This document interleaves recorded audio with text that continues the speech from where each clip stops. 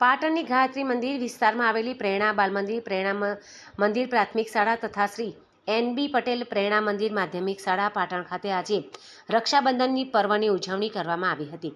આ તહેવાર શ્રાવણ માસના પૂનમના દિવસે ઉજવવામાં આવતો હોય છે। આ દિવસે બહેન ભાઈને રાખડી બાંધે છે અને ભાઈને મોં મીઠું કરાવે છે અને ભાઈ તેને યોગ્ય ભેટ પણ આપે છે અને બહેને પોતાની રક્ષાનું વચન આપે છે તેમજ વિશ્વની તમામ બુરાઈઓથી બચવા એવા બહેનના પણ આશીર્વાદ આપે છે।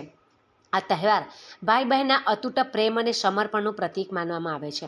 સંસ્કૃતિના વિચારોને અનુસરનારી સંસ્થા એટલે પ્રેરણા મંદિર શિક્ષણ સંકુલ।